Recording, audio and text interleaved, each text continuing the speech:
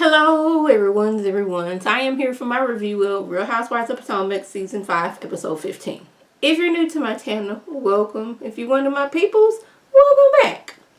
So, Karen and Monique meet up, and Karen lets her know that Ashley has invited the girls on a trip to Portugal, and considering what's going on in the group, you were not invited. Like, Monique's eyes at first said that, she was sad and that she wasn't able to go. But then, she covered up as, I need to spend time with my family. I haven't been eating. I haven't been sleeping. And I was like, why haven't you been able to eat or sleep? You're not the one that got your tail whooped. And I realized, because you was the one doing the tail whooping. Oh, it was that Candace filed charges on you. That's why you haven't been sleeping and all those things. So Monique, she brings up this how Ashley was a run tell that girl, and Ashley said that you would press charges, and Karen was like, I can't fight, so yes, the police would have been called. And that's my stance on it. And I realized there's a lot of people, when I've been going through like comments of other videos, they're like, we just handle it in the street, I ain't calling the police, it's that and the third.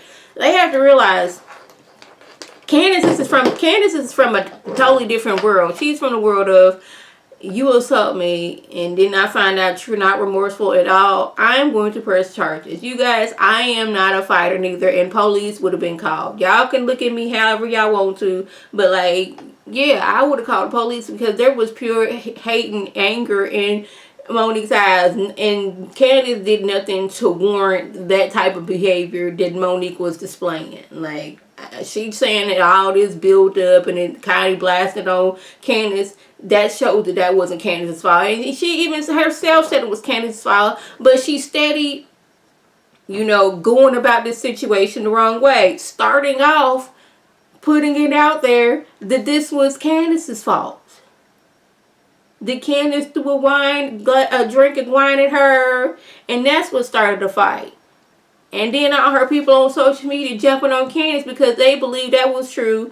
And I'm going to tell you, I didn't jump on social media and drag Candace. I was like, yeah, Candace probably did that. Not thinking about, like, this is, probably not true. But, like, the way Candace has acted in the past, I saw it to be true. But, yeah. And then she's doing different interviews to almost justify and explain why she did it. Yeah, she was wrong, and you don't need to go on this trip. Now, I'm not saying I'm Team Candace and I'm Team Monique and I'm Team whoever. I'm Team Candace in this situation because she didn't do anything to warrant this. Somebody getting you with your words should not get you that angry. But anyways, I guess Ashley, she was talking to Michael, which I think this is the first time that I actually seen Michael actually hold Dean, actually playing with baby Dean. That was a first. But anyway, she tells us that Monique asked her to make a statement on how Candace acted last season. Now, y'all, when I found out that Ashley made a statement on Monique's behalf, I thought it had something to do with what happened at the bar. Because I was wondering, how did this statement go? Judge, Your Honor, sir. Judge, Your Honor, ma'am, we was at a barn having a wine tasting. I politely excused myself to go to the restroom, and I heard a whole bunch of hollering. And by the time I got done using the restroom and washing my hands, I came out. Candace's wig was disheveled. Monique was being held back by security, and Monique was making all kind of outlandish statements, running around the bars, escaping security, talking about she was going to kill her. I was like, is that how your statement was going to go? Saying that you didn't see the fight, but you seen the after fight? But no, it was how Candace acted last season in her own house. Now, y'all remember. Now, some people say, like, to bring up what happened between Monique and Candace, like, well, she pulled a knife out on Ashley. Correction. It's not like this girl, they was sitting there eating. She got frustrated with Ashley, and she went into the kitchen and got one of Chris's butcher knives and doggone and brought the butcher knife out, threatening Ashley. No, they were eating dinner, and when she was using her knife for her food, she started talking with her hands. Y'all, this is my knife. I'm eating my food. Ashley's being very rude and disrespectful like she always is. And I got the knife in my hand because I was cutting up my food. And I started using the knife as I'm talking with my hands, which I tend to do. Now, this girl was told to leave my house. She was getting smart. This your mama's house. This your mama's house. I got keys to this house. I put on this mortgage. This is where I lay my head at night. This is my house. Leave my house. She was being ugly. She was being messy. She didn't want to leave. She left at one point and came back in the house. Trespassing. Trespassing, in my opinion, because I told you to leave. Me, myself, I did not invite you, Ashley Darby, back into my house. The house that you just left out of. You come back in. That's pressing charges. Candace is still using the knife as an extension of her hand. Get up out my house. Get up out my house. I ain't got to leave. This is your mama's house. This is your mama's house. All that other stuff. So we're not going to sit here and compare the two situations. No, she was not going after this woman with a butcher's knife. No, she had dog on a regular, like, I don't know what kind of knife it was, but it was no way a butcher's knife. She threw it in the direction of Ashley. Ashley did not get hit. Ashley did not get hurt. Ashley was not in fear of her life. If she was, she would have left that house. And she didn't. Now, my thing is, you out here making statements on how Candace was acting last season. Can you throw it in there how Monique has threatened to slap or choke Giselle? Can you put in there how Monique put an umbrella up to Robin's throat? Can you put it in your statement how Monique, pregnant and all, threatened to whoop Candace's behind last season? You didn't put that in there, did you? But you put in there this whole knife situation like you were so fearful of your life. Girl, you need to go on somewhere with that. They in Puerto Rico. No, they're not in Puerto Rico. They're in Portugal. Like, we had just got this almost fight between Wendy and Karen under control. Then when Giselle jumps in, Ashley business, are you worried about how Michael's going to cheat, if Michael's going to cheat? And I was like, you need to be worrying about if Jamal's going to cheat. And not always bringing up Michael being a cheat, because yeah, Michael been out here cheating and doing all these other things. But Jamal has done the same thing. He cheated on y'all before y'all got married. He cheated on y'all while y'all was married. And ain't no telling what he's doing over in Atlanta right now. So why you all up in her business? But Karen decides to, shift the situation and ask how Jamal is doing. And how come he doesn't come to Potomac much more to support his lady. How come you don't do that? Jamal is busy. He lives several states away. Yeah. That's all cool and all. But, like, how come we as your friends, we don't ever see Jamal? Because you don't want to put Jamal in front of your friends, because your friends are going to be asking questions about your relationship and how it does not look like it is an actual, factual relationship. Even Robin jumps in. It's like, why doesn't she share her relationship with Jamal with us? Like, we share like relationships with our husband, ex-husband, boyfriend situations. Because Robin and Jamal, that is not his name. Robin and Juan are divorced but dating and eventually going to be getting engaged, but they still living together. But we see Juan every once in a while. Like, when it's time for, like, some of the times when it's time for the husband to show up, Juan will show up. We've seen Juan on screen with Robin and all these other things. We barely, like, when we do see Giselle and Jamal together, it is like she's trying to convince us that this is a loving relationship. And we don't see it, and her girls don't see it. But she wants us to see it. She sees it, and she is wanting to put on this pretense that it is something, and I just do not believe it is. Now, Ashley didn't call Michael because she got it whole set up. While you were at work, the nanny will be there. Once you get home from work, the nanny will, leave, go home, do whatever she got to do, and you will, put baby Dean to bed. Now, he is on the schedule. That is one thing I appreciate asking. We keeping this baby on the schedule. We don't want him off the schedule and him being fussy.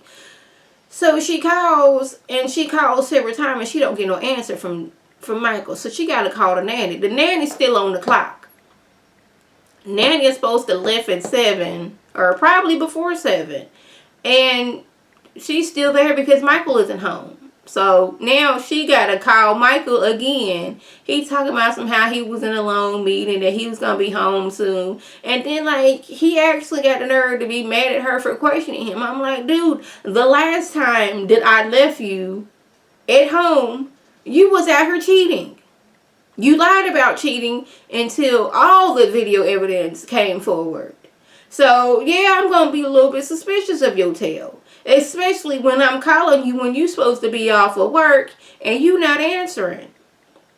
At one point, it looked like he had hung up. But then, like, later on, they said that he had called back and he realized how he was being rude to her. I was like, yes, you owed Ashley and that nanny an apology, because that nanny, she is on the clock. And when she's supposed to get off at a certain time and you not there, she can't just leave the baby.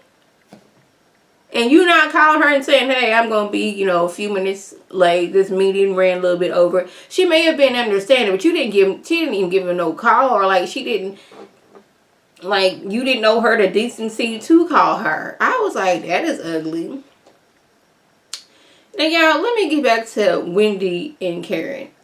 I like Wendy, and I appreciate that she is a well-educated woman, but she does talk about her degrees a lot, and I'm thinking, and I could be wrong, that maybe it has something to do with her mama. Because y'all know her mama's status in the community is, lifted since both Wendy and her sister, they're both doctors. And since her mama's always, put that in her head that, you were a doctor, you were excellent, you were all those things, that Wendy has got it in her head that when somebody slightly diminishes that says something about her. But Karen was not diminishing your career. She was just being shady for that one moment. Like Karen has been shady this whole season. That is the name of the game of the housewife, is to be shady. But, I think it has something to do with her mom and how her mom is always, she is praised as having daughters who are doctors. And Wendy is guiding her mind that, I gotta, what's the word I'm looking for? I'm wanting to almost say when somebody's coming for her education and her degree or something, it's almost like coming for her and her mama. That may not be the words I'm looking for, but at this moment I cannot get them out. But yeah, I think it has something to do with her mama and her mama's status in the community. Why she is always bringing up, I have 4 degrees, I'm a doctor, this, that, and the third. Wendy, we know that. We found that out on episode 1. You don't need to keep telling us. I like you, girl, but you don't need to keep on telling us that. I just want her and Karen to squash that little beef they got going on. Now, at one point, Giselle was mad at Robin because Robin didn't have her back on this whole Jamal situation. Robin's like, it is weird that he don't come around. But she's like, yeah, that's true. But girl, next time have my back. Don't be having me out here looking stupid like that. You supposed to be the one to have my back. She's like, yeah, but it is weird. Now, Giselle is upset that Karen doesn't believe her relationship with Jamal is real. And then to prove how real their relationship is, she FaceTimes Jamal so he can get on the phone and show her girls or the girls him. But my thing is, Giselle, you love to comment on what's going on in Ashley's relationship with Michael. A lot pertaining to, him and his cheating ways and all that other stuff. You want to be all up in everybody's business. But once we get to asking you about your relationship with Jamal, you want to be on the defense. You want to be all, why y'all need to know this, that, and the third. And like Karen, Karen, you didn't want to tell us what's all up in your relationship. One, because Karen knows how y'all women roll. She knows how y'all get down.